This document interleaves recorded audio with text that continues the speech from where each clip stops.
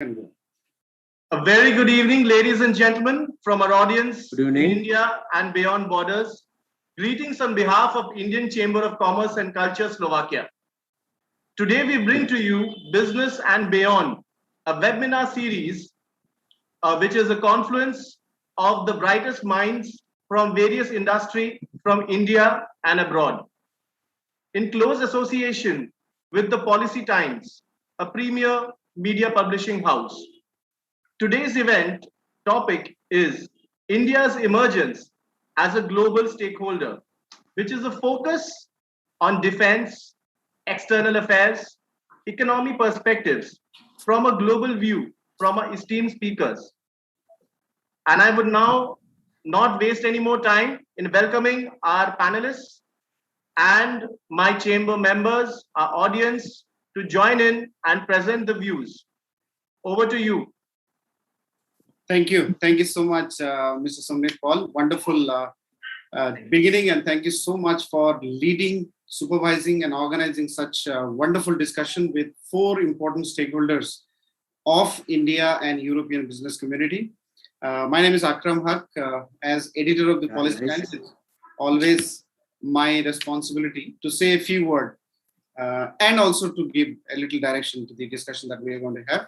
So, Indian Chamber of Commerce and Culture, led by Rakesh sir, based in Slovakia, and Sumit Paul, based in Kolkata, and Policy Times thought to come up with a series of programs for Indian and European business community so that we create a sense of common platform to discuss, to exchange our views, and to develop a roadmap of how we together collectively can contribute and achieve something for our own respective countries and regions.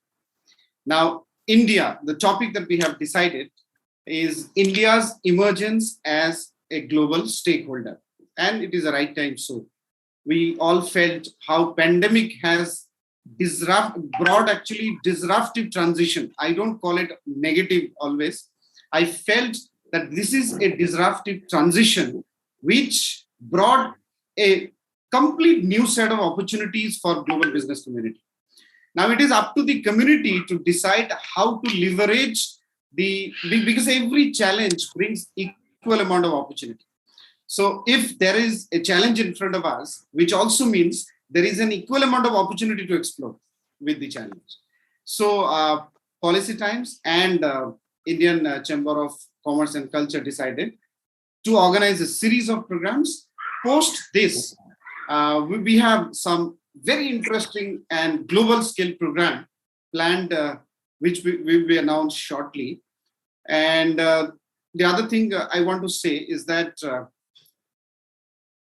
what this series of programs that Policy Times is doing and wants to achieve is nation building and national growth. What we felt, what business is the key stakeholder of the world community. And business has to bring innovation and through innovation solutions of the problem that we face. And now also a couple of words on India. The next 30 to 50 years belongs to India.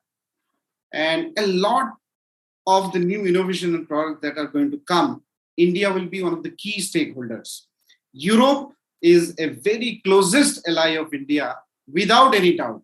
And I think the kind of positivity that we observe in Europe about India is unparalleled, which also means that this is a time when Europe and India can join hands together to explore many global opportunities. And there is no better moderator and chairman to chair and moderate a session like this other than Dr. P. Shekhar, who himself in last 30 years has been dedicating himself in discussions like this, and under his very unique concept called the secured governance, where we want to achieve, multifaceted development paradigm for our own society. So without taking any more time, I want to welcome Dr. Shekhar and all the speakers on behalf of our both organizations and request Dr. Shekhar to kindly take the session forward. Thanks, Akram. Thanks, Sumit. Thanks to Rakesh for having this series business and beyond. Now, business and beyond is a very, very nice word, nice way it has been presented. Now, what happens is, whatever we do with pandemic, without pandemic, I'm just having a small presentation. I want to do it quickly. I will not take more than 5 minutes. While talking itself, I'll rush through the presentation so that there is no, the maximum time is given to our 4 speakers who are there. And minimum information required is passed through this particular small presentation. Now, this presentation is just to give you some facts and figures, some direction to the way we are talking. It is India's emergence as a global stakeholder. Now, India's emergence as a global stakeholder has various implications. This is post-pandemic. Post-pandemic, like everybody is saying, is going to open new vista of operation. Now, here is a map of India, since it's India-oriented. Now, many times, since there are people from various countries around, when we talk of India, we should all know that India, we are talking in its multifaceted approach. India as a country is just like putting 206 countries put together. India as a country is a 10,000-year-old civilization with only a 70-year-old post-independence livelihood. And then there are so many other parameters I'm not going to get. I'm just going to mainly go through the top of this each of the slide, and this presentation will always be available on the net of both the chambers. Now, COVID is something because of which we are talking. We all should know that COVID has done nothing much but destroyed the economy. Even though it is minuscule, now that things are coming somewhere to normalcy, we should know that even during the abnormal time, the numbers were nowhere bad. But it has created the type of fear, and maybe that will give you the type of development, the type of way we are all coming. Without COVID, we would never have been talking 4 different country people talking in one common forum, even though technologies were available. So COVID has at least brought us together in a very compact and very compressed format. Now, India, when we say, now this is an Indo-European event.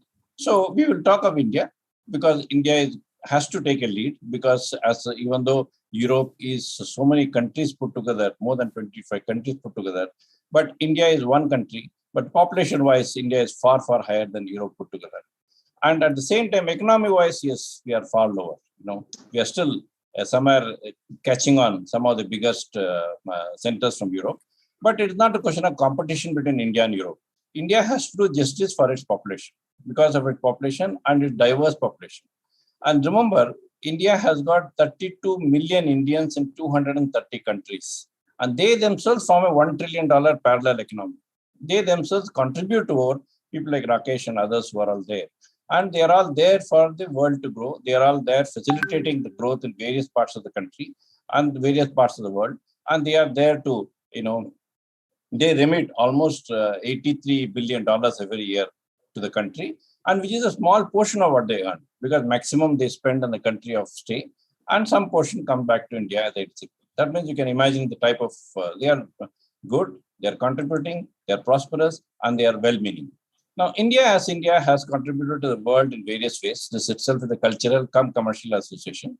So we should know that India has done so many things for the world, right from bringing yoga to Ayurveda to, in terms of technology, some of the biggest CEOs world over are Indians. And Namaste is a big thing which has brought during this COVID era, which is globally accepted. Even the world leaders we see are, taking this particular small contribution from India. So India as an emerging destination, I'll only give a generic view, not go by slide. Now, because India has got various aspects, whether it is technology, whether it is manpower, whether it is understanding any language of the world, India stands apart. You say the language and there are experts sitting here. And there are many places where the head of some other foreign language is an Indian. In many countries, people are proud of it. And so it is whether the language, whether it's technology, whether it is giving services, whether it is a call center, whether it is a knowledge center, Indians are there to serve the world. Indians are there as a knowledge capital. Indians are there to give a leadership in various aspects. And today in various things, whether it is startup or whether it is unicorns or whether it is funding or whether it is VC, whether it is incubation, everywhere the numbers coming from India are something which the whole world is looking forward to. I myself have written few articles even between India and Europe, how India and Europe can be a $1 trillion economy, because this is not even $100 billion today, believe me. By talking 10 times, I'm not trying to exaggerate, there is possibility. Because of the way China is mismatched, everybody in Europe wants India to be changing the Chinese dominance of the European market, and which India will do. And these type of opportunities will be something which is good for India, which is we should know what are the advantages of India from various angles and what others will gain. We are not grabbing somebody else's opportunity. We are doing some bigger thing at a cost-conscious way. Now, while doing all this thing, we should have, while introducing, he talked about secured governance. I'll quickly come to that secured governance. Secured governance is for self-sustained growth of economy. Because when we talk of a large project, large fundings are required. Large fundings are required means large collaterals are required. And that time things starts collapsing. In secured governance, makes it sure that your fund is safe, your projects are safe, and some of the largest projects in the world are using the secured governance doctrine to plan it properly. And here, even in public project, in the public-private partnership, we call it public-private participation, because it is a participatory work by which the funds, everything is safe, and there is a full growth, which is unparalleled, which is possible. Another thing which secured governance does is, secured governance not only talks of GDP growth, secured governance also talks of happiness index. We want to ensure that GDP is not the only growth for country's progress. Happiness index also has to be taken in, which is for the growth of the country. Now, in all this thing, I have written a lot of books, 120 books or more I have written. And with that, I will start inviting our guests today. Now, we will start with our people. Mr. Alex is from Europe. He is basically from Slovakia.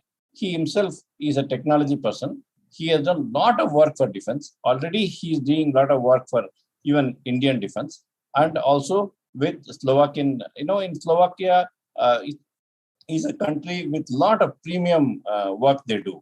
Some of the world's first flying cars and all are coming from Slovakia, because people in India may or may not know. A lot of very innovative work they are doing.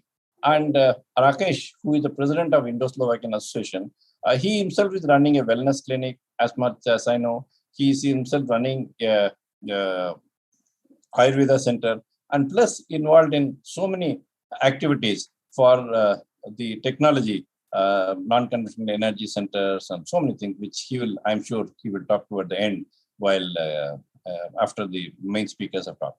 So let me invite Alex, because Alex is also supposed to be very, very closely associated in the chamber. So Mr. Alex, you have 15 minutes, and you can talk a little about yourself. You are very keen to know about you and your background, and also in what way this business and beyond, which is the topic of today, and how Europe can contribute, how India can contribute, how both together can make the world a better place to live, better place to grow, and better place to have a sustained economy. Mr. Alex. And this particular thing is more defense-oriented.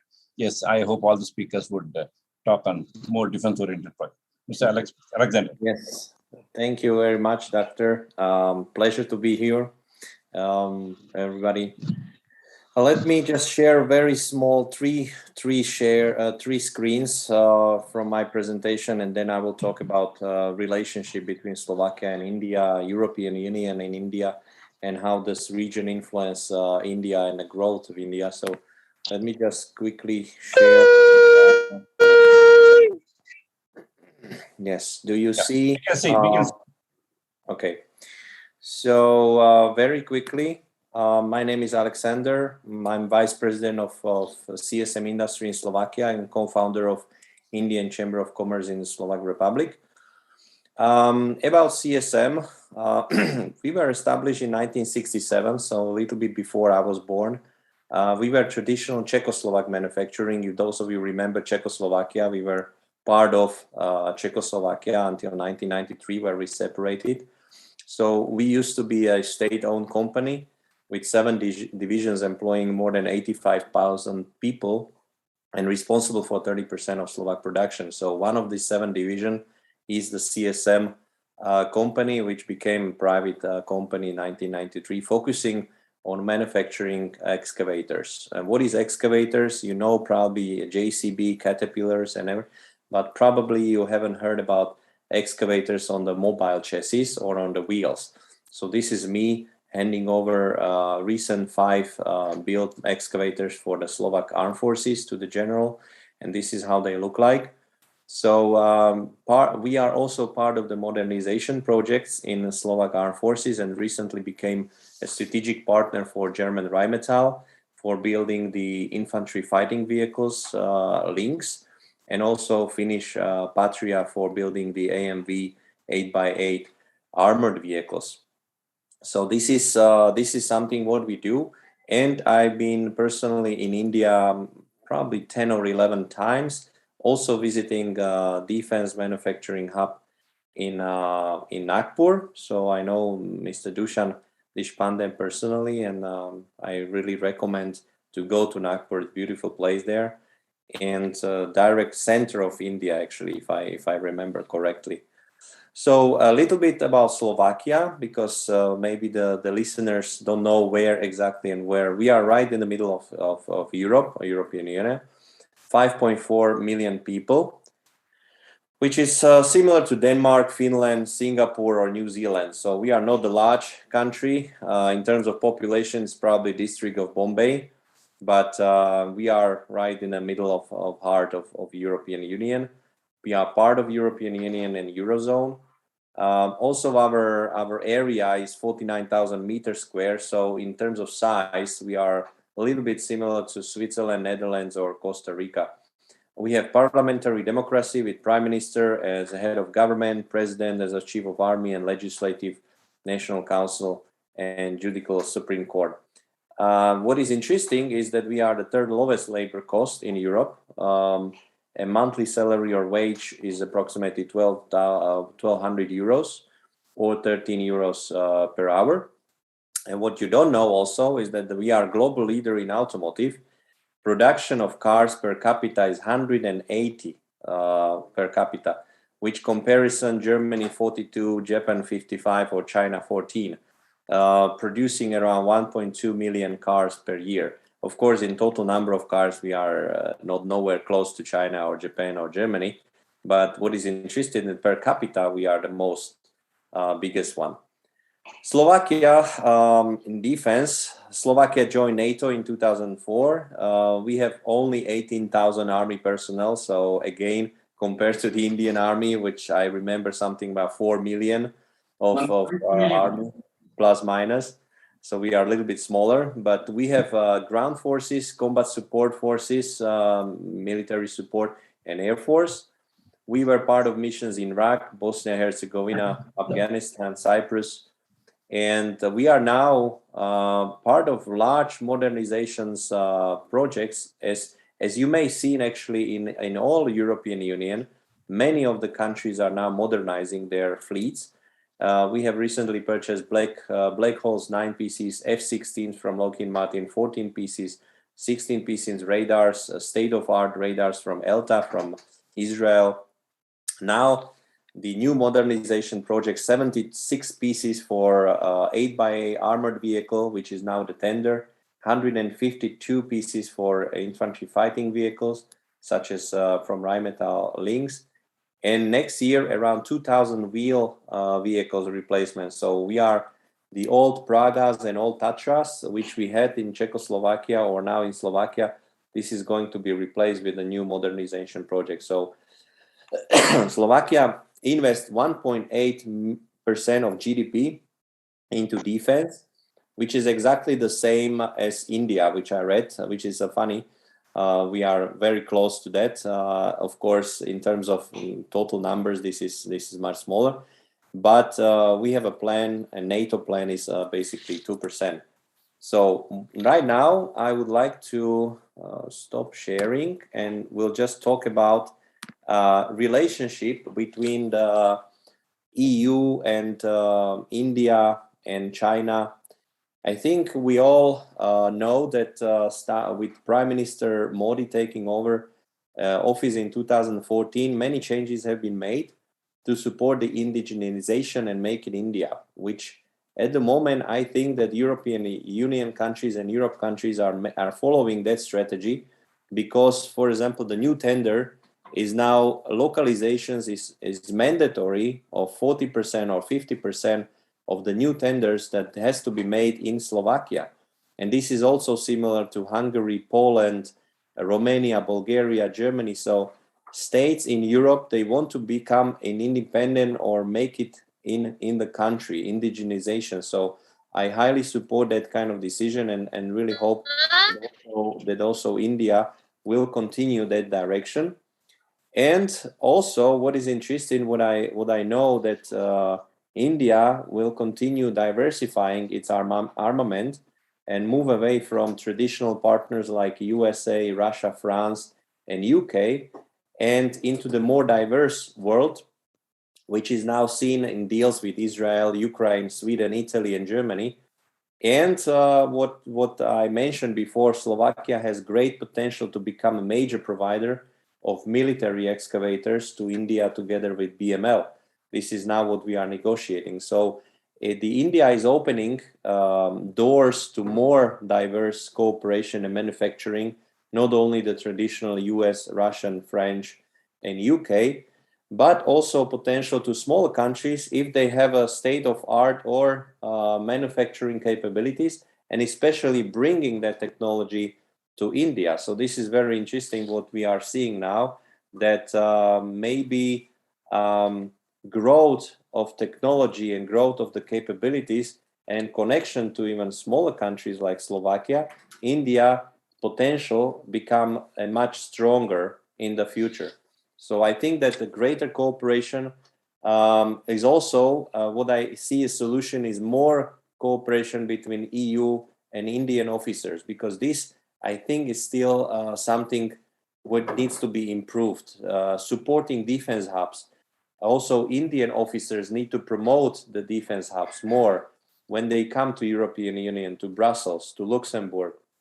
When they talk on the panel, they need to present what are the opportunities for countries like Slovakia or smaller countries. Where are the defense hubs? What are they offering? And inviting the EU delegations to participate into such as defense hubs, such as the one in Nagpur, for example. Now, my last topic, and maybe a question to the panel discussion, is the Quad.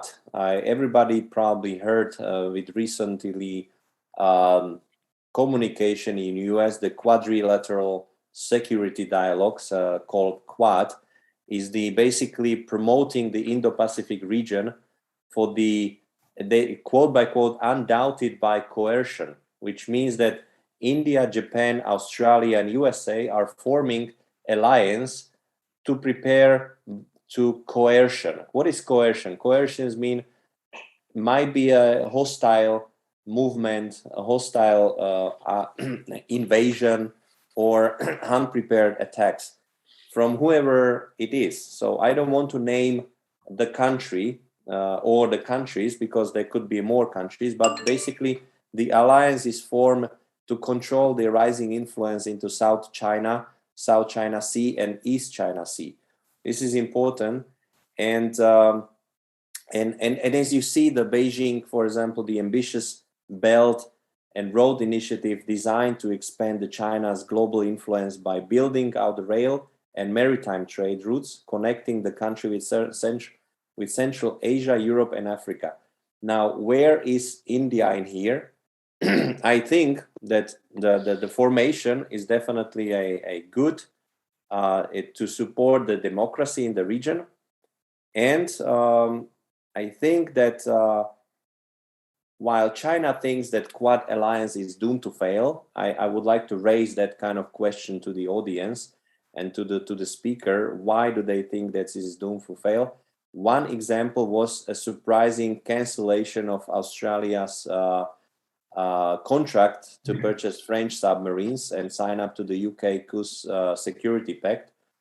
And this was kind of a very not diplomatic, I would say, because this has been going on since 2016. But this cancellation of naval group and world of worth of, I think it was 34 billion euros. This is something where I saw it coming, because the presence of US in the Pacific region was since 1945, and it was loosened a little bit by Trump administration. And now they are becoming stronger. So pact between Australia, US, Japan, and India is very important, not forgetting that the European Union is also a remote partner in providing the security and balance in the region. So that's basically what I wanted to say as the introduction, and I'm very happy that these kind of discussions started, and that we are all here to discuss this on behalf of our own experience, and can contribute to the defense and security in the region, not only in India and surrounding neighbors, but also in a Pacific region. And I hope that these discussions will continue, and wish you all the best. So thank you, Alexander. Very nicely put, very nicely explained. The fact that you're already doing good work for defense in Europe, and you would like to extend it to India, which is very well welcome. As far as in India, things are welcomed as a Make in India. So you should also know the rules of the game. And also the fact that you are not expecting you to do on the day one Make in India. You can always first do the assembly and then take the market, and then have a local manufacturing setup. Now, second, our eminent speakers are Dushyant Deshpande and Umesh Vanjari. I hope both of them may speak together, because they both have got an extremely exemplified background in defense production. They have live experience, and also they are now in a defense hub. They are managing in joint partnership with government, which means it has got its own credibility in taking things differently. And they work quite closely with European companies which are offering technology, and they are also technologically sound people. They have done quite many good work in PSUs and others in their old background. And I would welcome Dushyant Deshpande and Umesh Vanjari to take next 20 minutes so that both can give justice. I would welcome you all to talk first 2 sentences about yourself. May not be so elaborate, but at least we should know. Others should know. I know others also should know that you're all people who have got sufficient experience in whatever you are trying to. Because defense is a very complex entity, so people should know that only people with little experience can enter that field. Please go ahead, Dushyant and Umesh. Thank you, Dr. Shekhar. On the panel, all eminent. I'm very thankful to all the eminent speakers, eminent panelists, the viewers, everybody who are linked to by Zoom or YouTube or Facebook or other LinkedIn platforms. Good evening. It's an honor to be here before this August gathering to present my viewpoint with respect to the emergence of India as a global stakeholder. I myself, Mr. Dushyant Deshpande, is the convener of the Vedava Defense Industrial Hub. The Vedava Defense Industrial Hub is a public-private partnership between the industry working in the space of aerospace, aviation, ammunition, and armored vehicles, and Government of Maharashtra.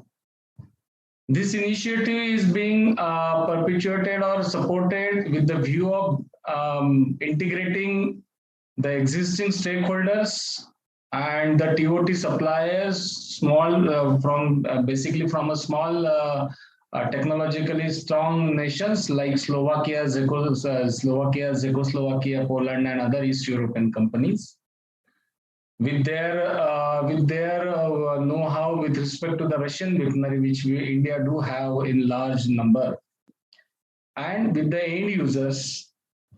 The objective of this platform is to provide an equitable access to the demand and supply scenario in terms of defense supplies and production in India.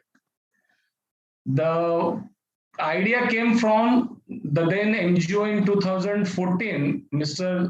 Lieutenant General Ravindra Thodge, who was Master General of Ordnance or Master General of Sustenance, now it is called. with the Indian Army. And during our discussions, he felt that Make in India initiative won't be able to penetrate to the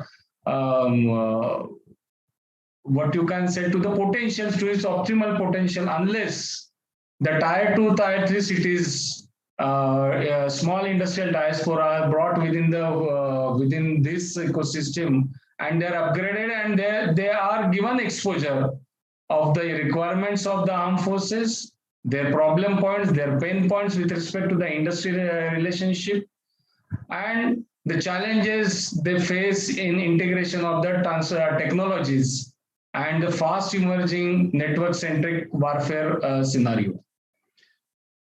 We formed this initiative when he retired in 2016.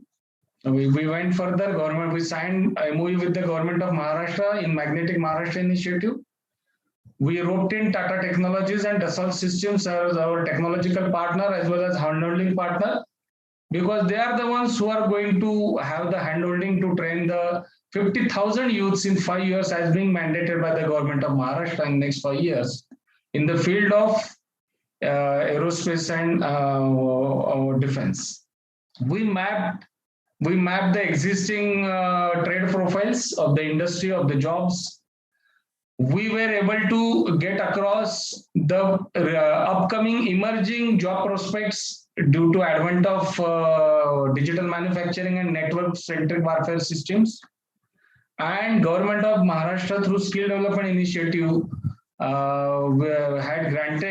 has granted us the accreditation to at least start 12 number of courses, right from the diploma holders, for the diploma holders to the postgraduate degree holders in engineering and other technical scenarios.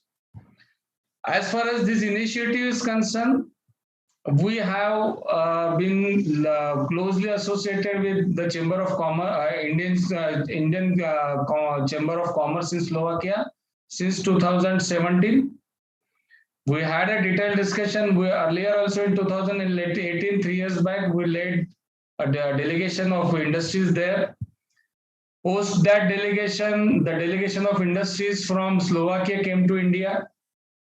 We had a 2-day seminar in Nagpur where all the stakeholders were present, from Indian Army to Navy to Air Force to CRPF to the Ordnance Factory Boards. We were able to we were able to integrate, we were able to arrange the one-to-one talks with these stakeholders of these with these Slovakian counterparts.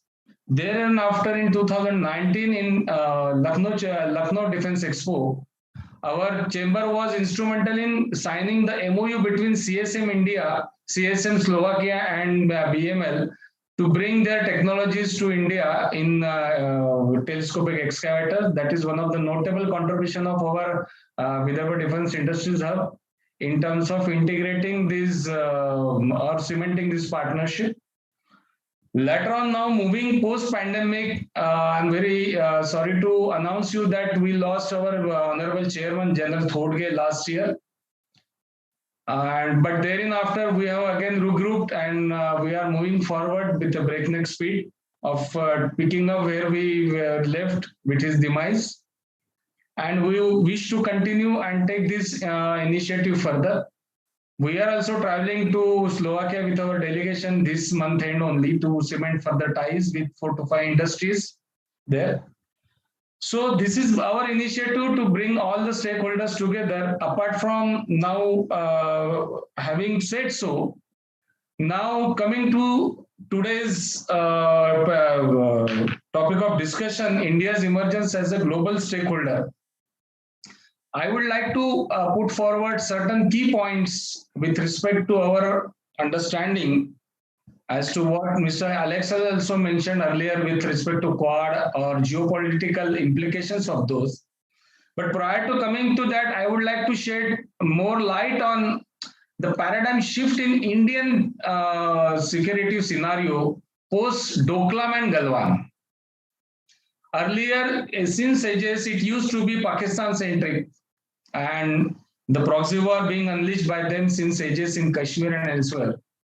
So our security doctrine was more or less focused on containing those. Indian doctrine is not of an aggression, but it is of a defense, and dissuading the coercive forces from attacking us. But post 2004, there has been a paradigm shift in terms of understanding and in terms of the readiness of the defense security establishments in India. We learned that the world has changed. It is moving from a bipolar to multipolar, and then to emergence of China as a major economic player. We also felt that even though China is flexing its muscle, China is gaining strength in terms of economic parlance. The economic dominance has to have had a tremendous impact on the volatile situation in terms of lack of demarcated boundaries and the global ambition of Chinese empire. So we felt that indigenization is, as a chamber, we can contribute towards strengthening the ancillarization and vendor development and indigenization of the various technologies which can benefit Indian defense scenario and bolster the Indian security establishments thereon. Now I'm coming to the paradigm change in the defense, what you can say, security doctrine post Galwan and Doklam. Now there is a tacit acknowledgement that whatever the conflicts will be there, even if they have, we don't want so, but if they have, they will be multi-front. So from a Pakistan-centric warfare to the multi-front warfare to defend our nation, then defending our nation in terms of attaining the $5 trillion economy goal, sustaining the $5 trillion economy, and therefore they're taking it further, therefore, would require tremendous conviction in terms of the security diaspora that we can, and that has been quite evident during this 1.5 year standoff in China on the eastern Ladakh border. The Atmanirbhar Bharat campaign specifically likes to this situation, more or say, I would say, has expedited the need for bringing forth the lack of preparedness in terms of fighting the lack of preparedness, no, I won't say, but slow realization of network-centric warfare scenario. And Armenia and Azerbaijan warfare has shown us what conventional machinery can't do. The new network-centric warfare can attain in a very short span of time. So you must have seen a lot of startups being awarded defense contracts. This is a major policy shift. Earlier, it used to be what product you have, what kind of a lineage you have. If you wanted to get the, any contract from the Indian defense establishment, now it is not so. Now, how can you contribute and how quickly can you contribute? That is the mantra of the day. And that has amply been evident from last 6 months. Various contracts have been awarded to various startups, various technologically, agile small companies to provide from anti-drone technologies to self-destructive drones to various optical devices to various data-centric software-defined radios to various armaments related contracts. So it has been it has been the Doklam and the Galwan skirmishes has the Indian through that Indian security establishments has shed their complacency factor, and now they are more proactive, and they have understood that $5 trillion economy achievement won't happen unless we secure our borders or we extend our borders or our interests beyond our borders. So Quad is one of the major policy shift from non-alignment to Quad to getting into the Quad-like initiative is a major shift, policy shift in terms of geopolitical implications. And days to come, we will come to know, once the honeymoon of Biden administration is over, we will come to know how it evolves. But I'm pretty sure that all these great nations have come forward to secure the free trade in Indo-Pacific. So the initiative of Quad will go a long way of attaining the freedom of what you can say international maritime international maritime trade. Now we're coming to a point of conclusion. The present day government led by Mr. Modi ji has achieved three major milestones. It has brought brought a tremendous confidence amongst the Indian diaspora elsewhere or the Indian public, because in terms of our what you can say confidence to defend our borders, because that confidence was dented by the 1962 China invasion, and we were fed in a way by last 30-45 years that no, China. No, we can't match them. But that shackles has been broken. So in terms of confidence for standing with our armed forces and with the political leadership in terms of preserving our sanctity, our sovereignty, that Modi ji has been able to bring a very drastic change in terms of public perception. Secondly, it has shared the complacency or take a backseat approach of the policy, what you can say, the external affairs policy perspective. Now we are assertive. The assertiveness is being felt. You must have felt that assertiveness post-COVID in terms of vaccine accreditation and acceptance of Indian vaccines abroad. So this assertiveness will go a long way. And third and the last, the Atmanirbhar campaign has unleashed tremendous amount of euphoria and confidence among the tech diaspora in India that we can contribute significantly towards providing a stable, indigenously manufactured technological armaments related security apparatus in the upcoming network-centric warfare scenario. So with this, I would like to thank all of you for giving me a patient hearing. I have made my small effort to put forward the security implications due to emergence of Quad and India's strategy to be ready for multifaceted, multi-border clashes. I would like now to request Mr.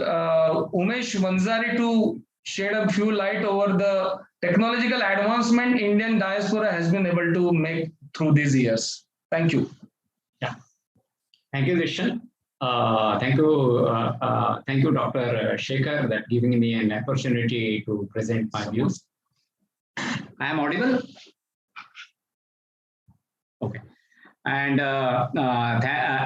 good evening to all eminent panelists as well as the audience which are joined through YouTube, Facebook, and other media.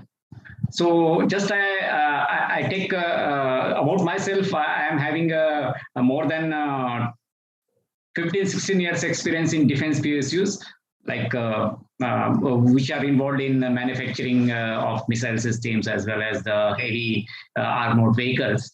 And then addition to that, I have also a background of digital manufacturing where you virtualize your validate your manufacturing planning in typical manufacturing environment. So that experience also I am having. So I have a background of virtual manufacturing as well as the real-time manufacturing on shop floor. So taking clue from Mr. Deshpande, Dushan, regarding the Atmanirbhar Bharat, as we know that government of India is insisted on that indigenization of lot of defense products has to be done to restrict dependency on import. So in this context, in any defense contract, there is a clause that 30 to 40% material or services should be sourced from India only, whatever the order we give for external agencies. So this has opened a very big opportunity for Indian industries. But all defense PSUs or organizations which are under the central government, they are not, they do not have capacity and capability to absorb all these, what we can say, offset contracts to execute within time. So they have opened private sector to participate in this defense this manufacturing also. So in that context, as a history, we have a what I mean to say, skilled source resources only in defense PSUs or central government agencies. But in private, we are still lacking in the skill which is required for specially defense products. So in that context, I am associating with Vedava Defense Industries how to make our manpower aligned to all these futuristic requirements of manufacturing within India. So how we do it? We do a joint venture between the industries from which we are importing, and then create a technologies transfer and then manufacture here gradually. But to do that, India has to develop infrastructure like hardware infrastructure, plants, machineries. But in addition to that, we need a skilled manpower.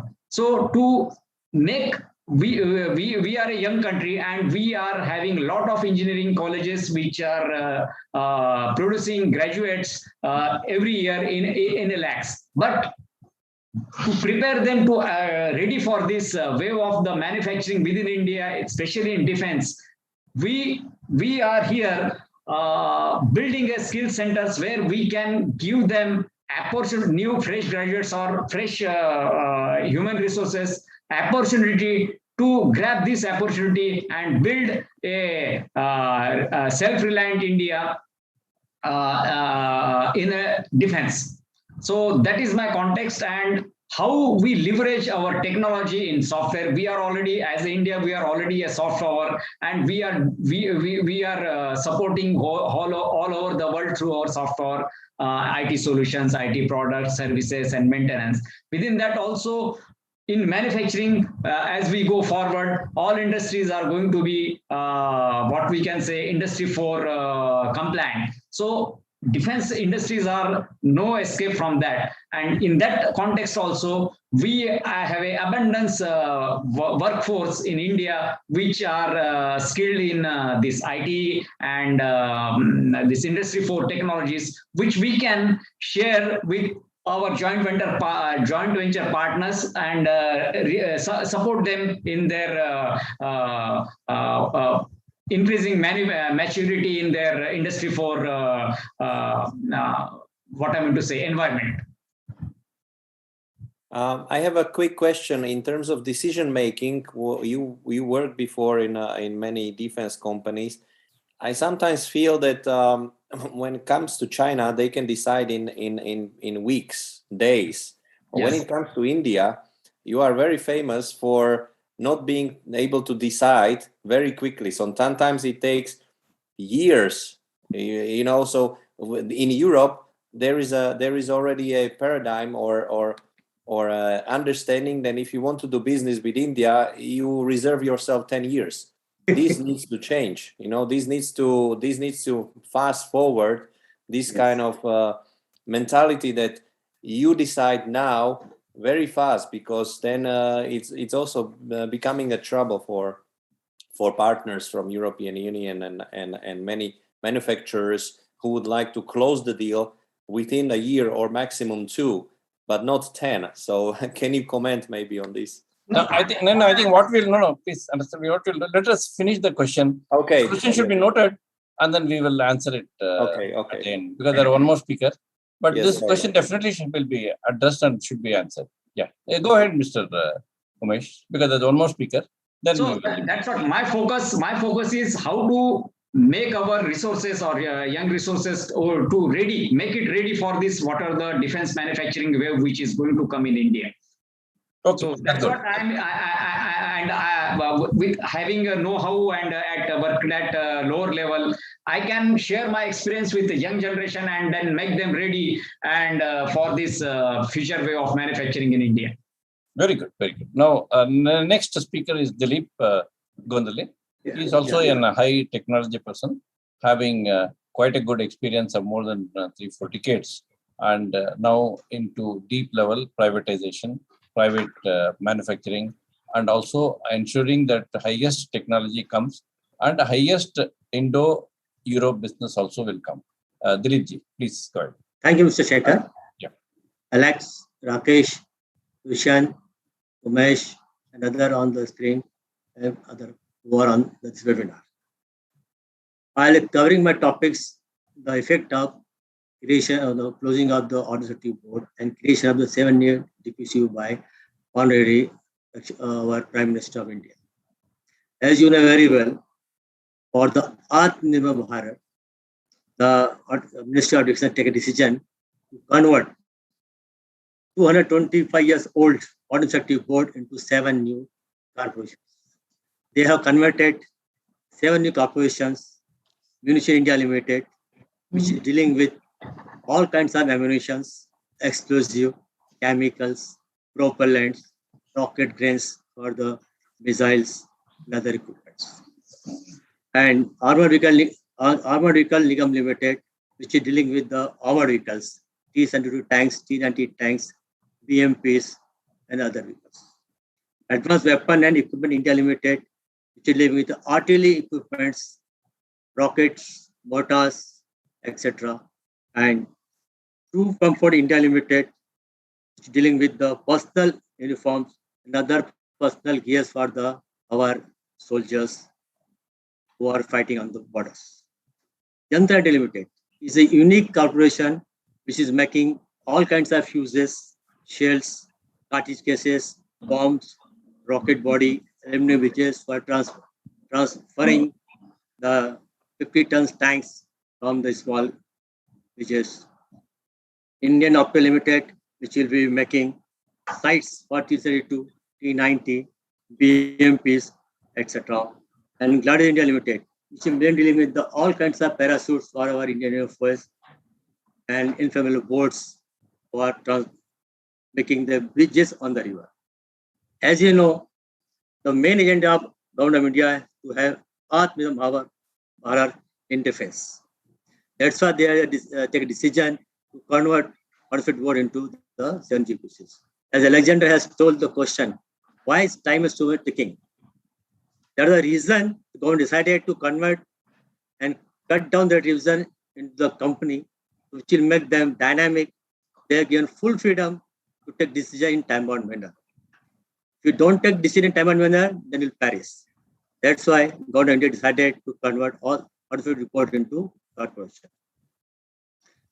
Today's all this new corporation will need help from the other countries to modernize their process lines to advance automated line with the help of robotics, robots, or AI. It is a huge job.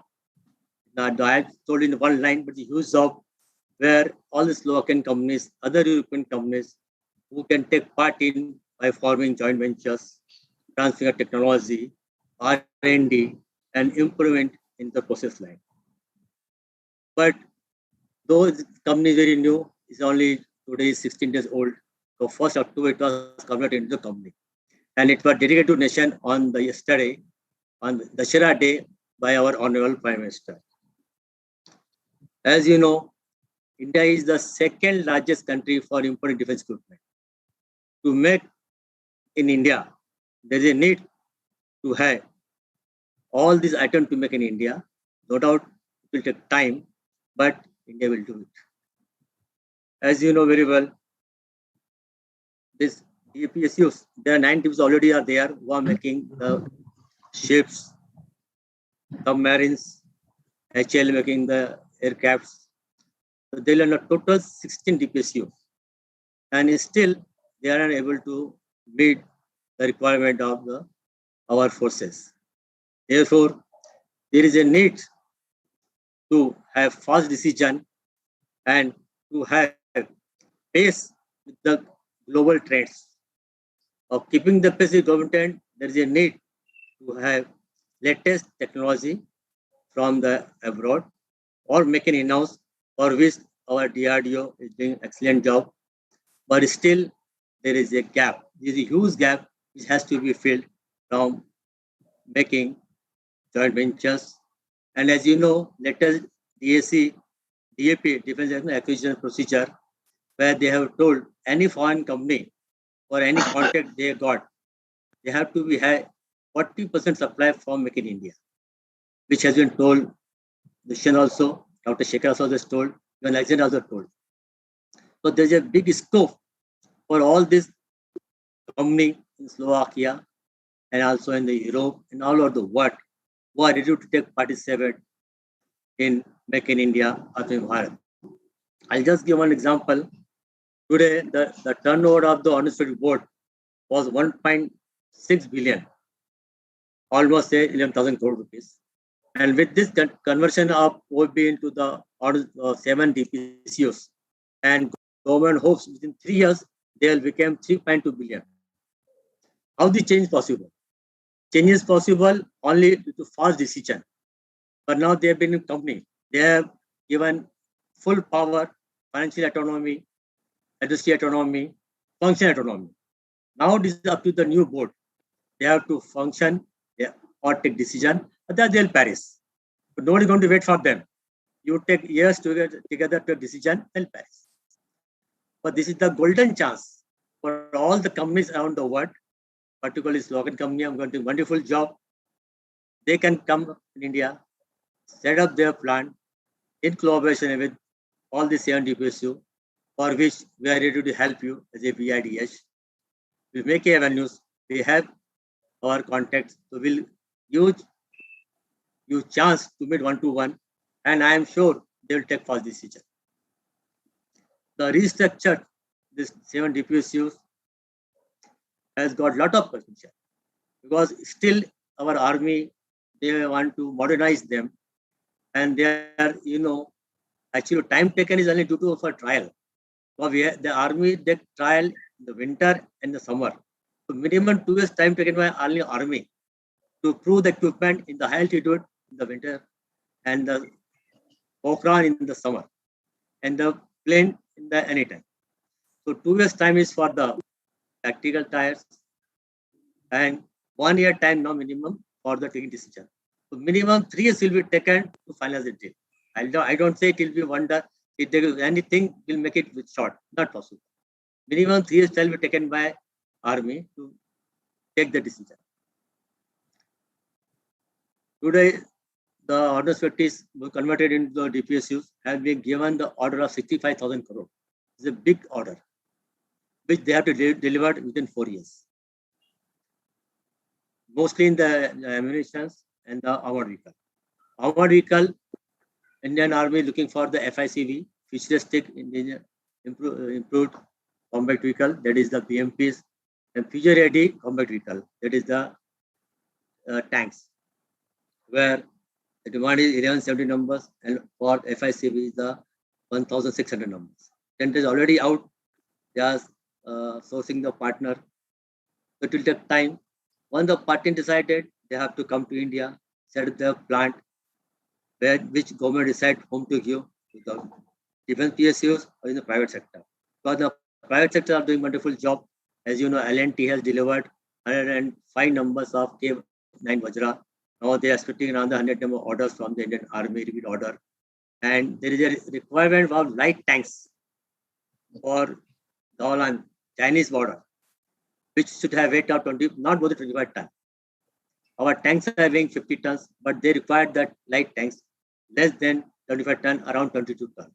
If this technology is given to our vehicle group, look at Chennai, and I am sure the Slovakian company who are making the tanks 302, they have got a old design.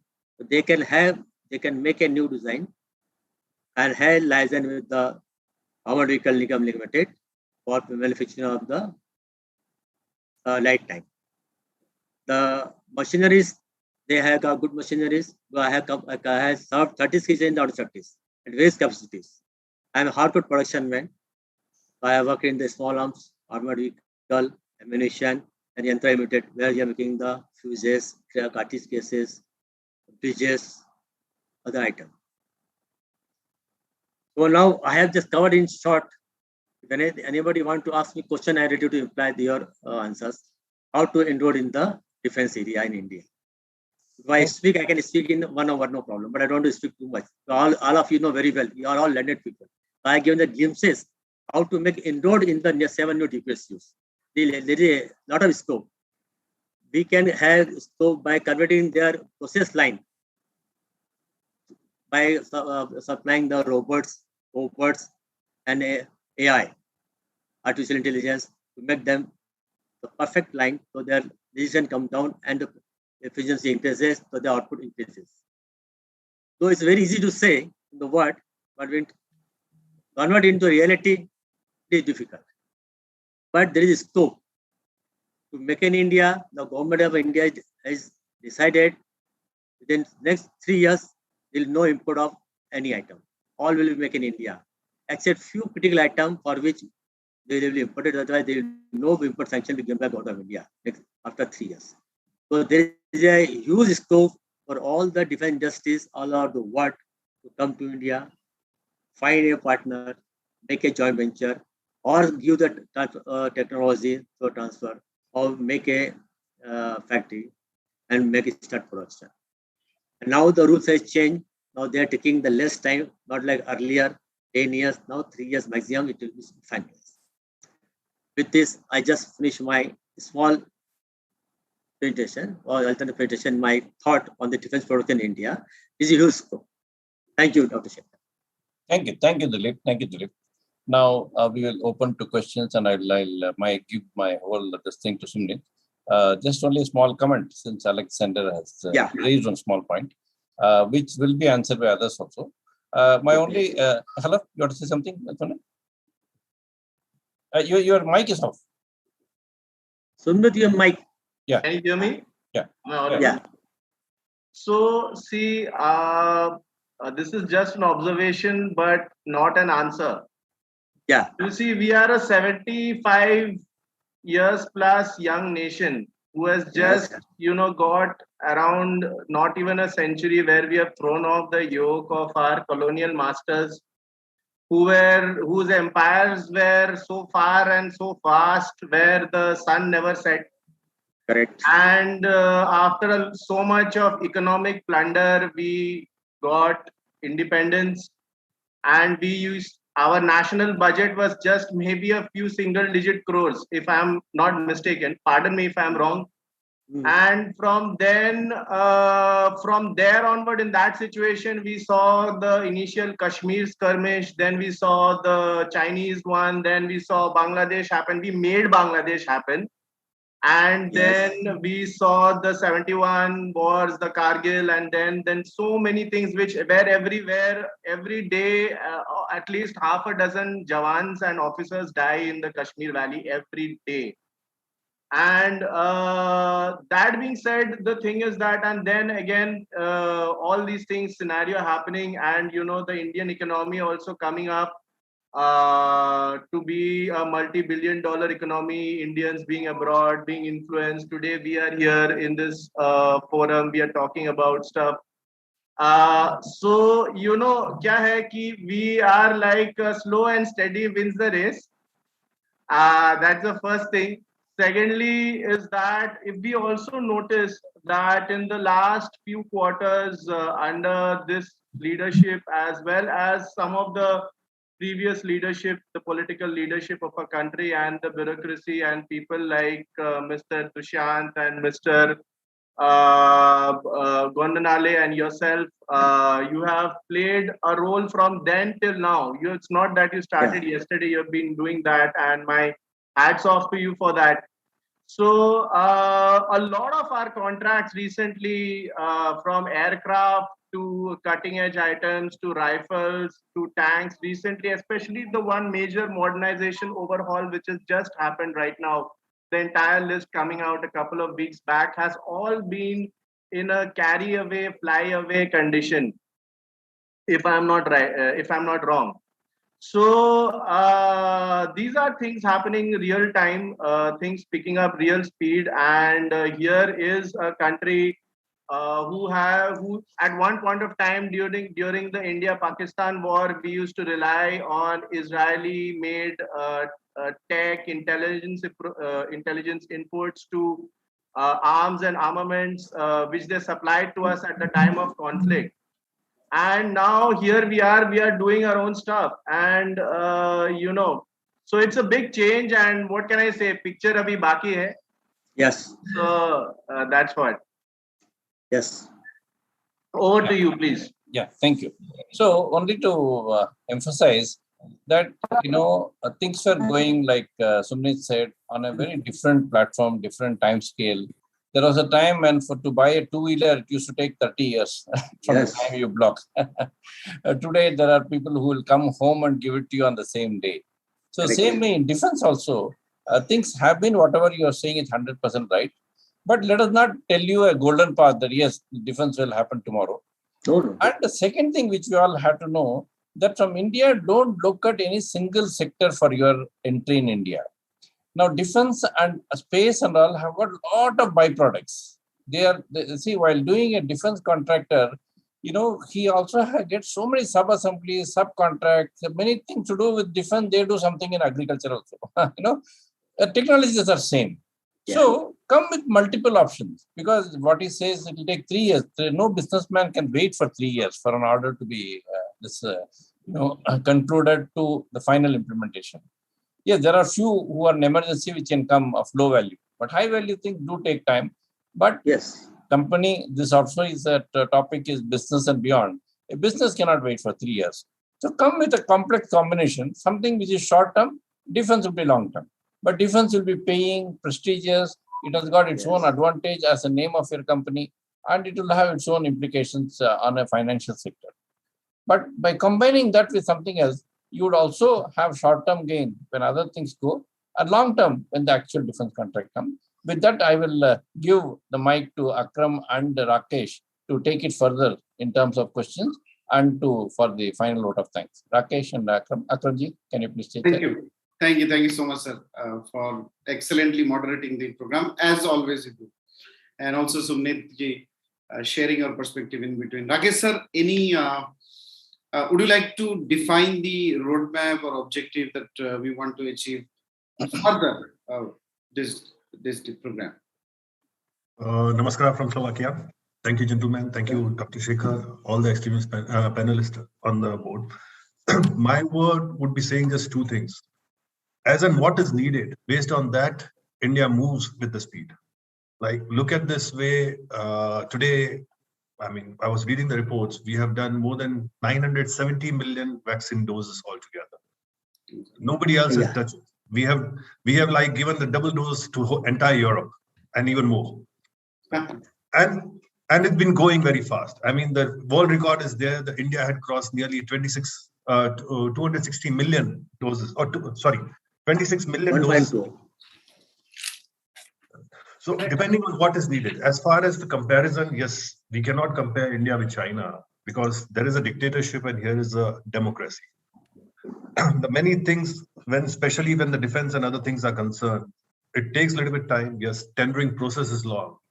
It's a little bit complicated. Government is trying to do it much more simpler, making a one-stop solution and so on. But yes, it takes time. It cannot be thought that it will be done overnight. But as rightly pointed out by Dr. Shekhar, we should come with multiple things, not just one single track on the point, which will get us things moving in the right direction, whatever the minimum possible, and it will go in the right directions for everybody. Thank you once again, everybody, for joining, especially the audience for giving us the time, your valuable time. Hope this session was good enough that you got at least some information and some good things what are moving in the right direction. Thank you, gentlemen. Yeah. Thank you. Thank you. Thank you so much, sir. And Any question from our audience we would like to ask to our panel? Or you can also write in the chat. Yeah, Sumit. So I see a question in the chat which says that should defense cooperation scope be expanded to Quad rather than just shouldn't the? I mean, I can't exactly understand the question, but I suppose it tries to imply that other than defense cooperation, should there be anything else in Quad? So I would just try to bring in light that the Quad is not just working about defense, but one of the other core areas why Quad came into being was to do with social welfare, which also included the vaccine program, the COVID vaccine program, and there is a body called Gavi, which is headed by an Indian lady entrepreneur, Miss Mahima Datla, who runs a company called Biologically, which is based out of Hyderabad. And they have their own indigenous 3-shot vaccine of their own. They have some other vaccines also coming up, and they also manufacture for Johnson and Johnson. And the Quad through Gavi funded this entire program to Biologically, or even through Bill and Melinda Gates Foundation. A lot of things happened. I guess I'm not too knowledgeable, but this happened, and so that India becomes the doctor of the East to the entire world. So these are one of the things, and there are so many things that are happening even on the trade and commerce front, because after all, the entire thing about security is just to protect trade and commerce of common people like us. So yes. So that's been happening because our sea routes are very important. Not only are they important to us, but they are the gateway and the doorway to the entire world. We say the Indian subcontinent. We don't say the Indian nation, because India is literally a continent. So yes, there's a lot. And is there any plan to extend some relationship to Africa? I really don't know. But I would always say that the more the merrier. The more the merrier it would be. It's a good party going on, and I think a lot of other nations should come in, and we can all contribute something to each other. Absolutely. Thank you so much, Sumit-ji, for taking the question. Any other question anyone would like to ask? Feel free and most welcome. So you all can unmute yourself. Yeah, Alex, I think you want to say something. Please unmute. Yes. Sorry, here I am. I had a question. When is India open to travelers? Are all flights now open? And how is the COVID situation now, which we can translate now to our business partners that they are asking us? Because I remember there was only Lufthansa flying basically from Germany to India. Is it now more open, or when is the situation changing? Alex, now it's everything open, nearly as good as everything open. All the flights are regularly working, as well as just a few days back now, Indian government already gave a permission for the domestic flights to operate on 100% also. So things are getting much stable. If I can just put it in the figures wise, India is nearly around 200,000 active cases altogether in today's date, which is much less than the many big countries of the world. The cases have released here. Now almost all the cities are fully open, and most probably from 1st January, the flight will start for all over the world. Yeah. So any other questions or any observation that if our speakers would like to share? Yeah. Dushyantji, please unmute yourself. Yeah, please unmute yourself. You are in mute. Mike, your mic. Yeah, sorry. See, I have one observation with respect to the expectations of the industries in Europe, particularly in Slovakia. What I have found that they are very good in the technology perspective, their engineering knowledge. They have a wide, profound base also with respect to their stability. Coming to India, and expecting things to happen in the perspective, in the way it happens elsewhere in Europe and other countries, you must be very particular. You must know that India has chosen a different path.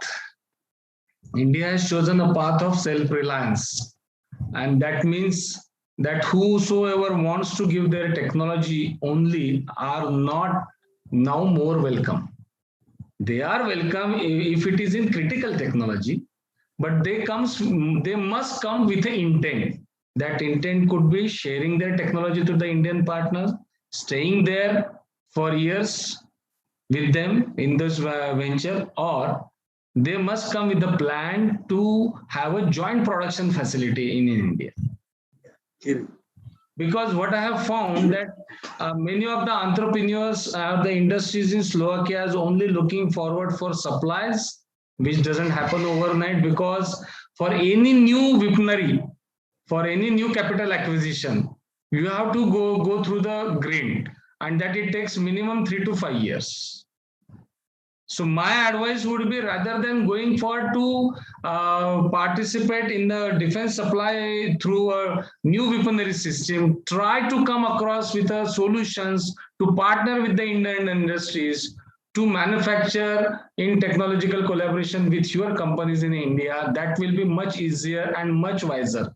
That is my only observation at this point of time. Let's answer now. Okay, anyone else? I'll. So if we have some one more thing. There is one question. I mean, kind of a question from Mr. Rashid. Is that with such relation for Africa? Yeah. Business has no boundaries, brother. Everywhere and everything it can be done. Yes, everywhere. I just want to add to it that with respect to the collaborations with African countries, nowadays Indian External Affairs Ministry and Trade Ministry is proactively taking calls to engage the defense establishments in like Kenya, Nigeria, Kenya. Now recently we have seen 2 more cooperation agreements signed between Kenyan companies and the Indian industries with respect to modernization of their existing tanks, their armaments. So there are many things are coming. Many things. Once you get accredited by the Indian Army for SAARC countries, it is quite apparent that you are then in the league of able to supply to them as well as to African countries, because they also have that old Russian armament still now working with them. So for their upgradation, you have a major scope. Right. Excellent. Thank you, Rashid. So Rashid is interested to do a lot of work in Africa. And we are also planning to do, because Africa provides huge opportunity in many sectors. Yes. So if there is no question, then I'll just make a couple of observations. Then all our speakers can say a few words in 30 seconds, or we can close. Rakesh sir, if that is okay. Please go ahead. Yeah. So India is unlike many other nations. It is itself a very unique nation. You know, we cannot be compared with China, cannot be compared with America, or cannot be compared with Europe or any other country. It provides its own unique opportunities. It is like almost like people-driven, business opportunity land, or a land of business opportunity. The opportunities that I see from between India and Europe, especially, is one big sector is sustainability. Europe leads the world in terms of sustainable initiatives. Now America is also taking a lot of initiatives in that front. Europe provides huge, good high quality technologies in the sustainable field, and also good sustainable lifestyle practices. So India is also following the similar path. So I see a huge amount of business opportunity in the sustainability sector. A lot of technology and machineries can come to India. And similarly, the recycled granules has huge demand in Europe. That is one sector. Advanced manufacturing, in especially defense and space, huge area of collaboration, which I think has been talked a lot. I also see a strong emergence of collaboration in the education sector, because Europe provides huge opportunity in Europe, especially for India, because India has a huge population. So some kind of very futuristic collaboration can do wonders between us. And many other sectors, as we discussed. I just want to show a little map of India and what India is providing as a land opportunities for the world. Here, this is Invest India's website, and agriculture, forestry. If you see, the facts are also written here below. So immense opportunity. $276 billion. Billion. Yeah. $200 billion is auto component by 2026. So India is going to be an opportunity land for almost many sectors. And in the automobile sector, it's the fourth largest market, and it's going to just grow. Aviation, also India is a huge land, fifth largest market of the world. Banking sector, it provides huge opportunity. And especially the fintech is growing exponentially. Biotechnology has huge, because of the large population and especially for the young demographics. Capital goods, chemical is always there. Construction is going to be there. Defense, again, here is mentioned, is going to be. Electronic systems, fishery itself is going to be a huge sector. So the opportunities of export-import in the fishery sector is unparalleled. Healthcare, India is almost the pharma capital of the world now.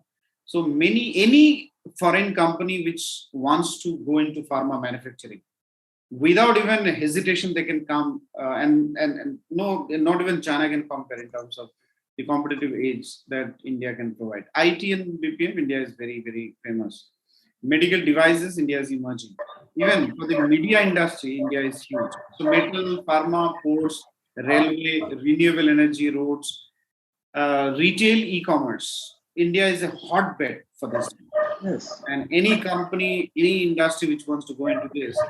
Textile sector, India is a sleeping giant. I mean, imagine the day we have some globally competitive companies coming and having base in India, it's going to be an unparalleled market, because it is, in one hand, it is a market. On the other hand, it is having excessive the export potential. Telecom is huge, thermal power, tourism is always there. These are a couple of sectors I just wanted to give from the authentic source of government, just for a little understanding of ours. Wonderful. Yeah. So I think with this, Sumit-ji, we can wind up today's session. Yes. My heartfelt thanks to our speakers, to our audience from India and beyond borders. My gratitude to our panelists, Mr. Dilip Gondanale, Mr. Alexander Horvath, Mr. Dushant Deshpande, Mr. Nilesh Vanjari, and special thanks to Mr. Akram from Policy Times for putting this thing together. And we will keep this entire series running. We have another one which is coming up the next week, which will be a very interesting thing, whose focus will be on pharma. We'll have some of the tallest pharma leaders who have been in the industry for more than 20-25 years. We have speakers who have created every other brand which we use. There's not even any brand we have not been exposed to by which these leaders have created. And there'll be many more which will be to do with to discuss other industries, to discuss about bodies like ourselves, like non-state actors, so on and so forth. And we'll be putting it out on our LinkedIn and as well as all the pages of the Policy Times. Thank you so much. Dr. Shekhar, would like to thank you also. Thank you from our side, definitely, and follow for the LinkedIn. Definitely, let's connect if we are not. Post the questions there, and thank you, Sumit, for organizing it, and Akram for hosting it. Definitely, it was a great panel, and all the best for the next discussions. Thank you so much. With this, we come to the end of today's discussion.